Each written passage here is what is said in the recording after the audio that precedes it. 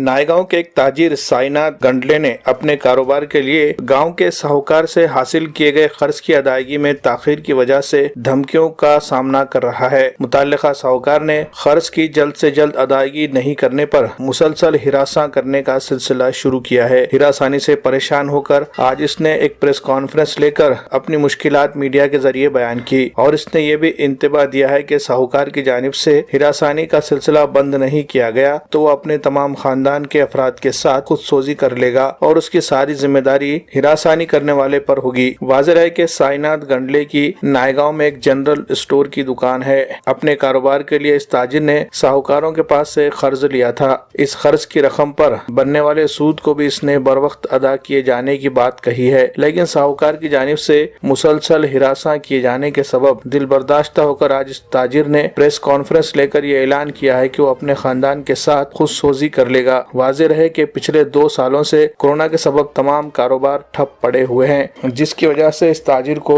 दुश्वारियां पेश आ रही है। साहूकार की जानिब से मुसलसल कर्ज की रकम और सूद की रकम के लिए हिरासा किए जाने के सबब इस ताजिर ने साहूकारों के खिलाफ पुलिस स्टेशन, जिला कलेक्टर और जिला SP को भी एक मेमोरेंडम पेश किया है। इस तरह इसने नायगांव के MLA और मुतल्लिका महकमे के अफसरान से भी इस ताजिर ने मुलाकात करके अपनी तमाम तर मुश्किलात के बारे में मालूमात दी है, जिसमें इसने साहूकारों की जानिब से बेजा हिरासा करने का इल्ज़ाम लगाया है। मी काही 1 ते 18 लोकांपासून एक 8-10 वर्षापासून व्यापारामध्ये पैसे घेतलेले होते आणि परत त्यांना पैसे भरपूर दिले। परत नंतर कसं आहे, त्यांनी कोरोनाच्या काळामध्ये मी त्यांना देऊ शकलो नाही। भरपूर देऊन पण माझ्या या कोरोनाच्या काळामध्ये आर्थिक मंदीमुळे खूपच अडचण येत असल्यामुळे मी खूप देऊ शकलो नाही।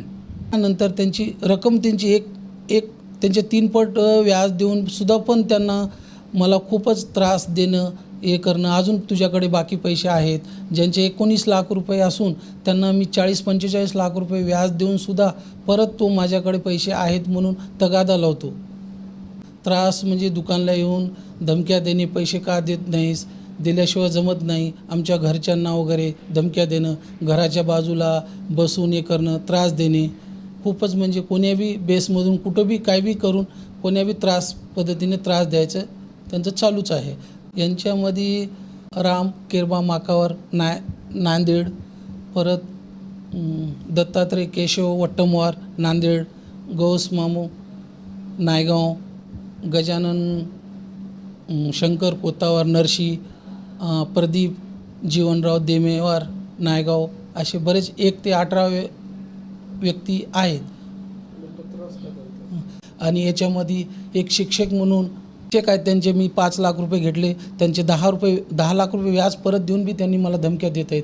परत एक राम केरबा माकावर नांदेडची एक पार्टी आहे, त्यांचे 19 लाख रुपये घेऊन त्यांना मी 55 लाख रुपये आतापर्यंत व्याज दिलं, तरी पण तो आतापर्यंत दिल्यावर बी अजून मला धमक्या देतो, मुलाला हे करणं।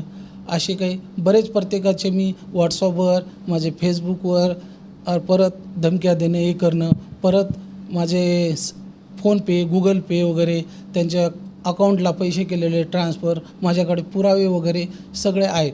आणि मी याआधी आमच्या नायगावचे आर्यवैश्य समाजाचे 4 ते 5 लोक सुसाईड करून घेतलेले आहेत, तरी पण मी बी त्या मार्गावर सुसाईड करण्याच्या मार्गावर होतो, तरी पण मला या घराण्यामधून योगेश चल्लावार यांनी मला बोलून घेऊन सांगितलं, बाबा डॉक्टर बाबासाहेब आंबेडकरचं एवढं मोठं संविधान असल्यावर आपल्याला काय अडचण नाही। त्यांनी अभ्यास करून मला हे सांगून मी त्या मार्गावर लागून त्यांनी मला योग्य सहकार्य केलं आणि परत त्यांना मी सहकार्य केल्यामुळे माझं सुसाईड मार्ग राहिलेला आहे। परत आमच्या आर्यवैश्य समाजाचे जे टीम आहे नायगावचे, काही मला याच्या पुढे भविष्यामध्ये काही अडचण येत असेल तर त्यांनी मला सहकार्य करावं। माजी आमदार वसंतराव पाटील चव्हाण साहेब यांचं पण सुद्धा मला सहकार्य राहावं, हेच माझी भावना, बस दुसरं काय नाही। तक्रार DR office, SP office, collector office, राज्याचे गृहमंत्री दिलीप पाटील वळसे पाटील, मुख्यमंत्री साहेब, उपमुख्यमंत्री साहेब, परत खासदार साहेब, पालकमंत्री आणि परत आमच्या नायगाव तालुक्याचे आमदार साहेब, या प्रत्येकांना हे दिलेले आहे, निवेदन दिले. मागणी आता कारण का मी माझ्याकडे तर काही पैसे आता नाहीतच आणि परत मला योग्य ते न्याय द्यावा. जर याच्यावर बी न्याय नाही दिला तर मी माझे मुलाबाळासहित एक मुलगा एक मुलगी आणि पत्नी आम्ही चौघं बी आरून आणि सुसाईड करून घेऊ. बस याच्या विषयी दुसरं माझ्याकडे पर्याय कोणता नाही आहे.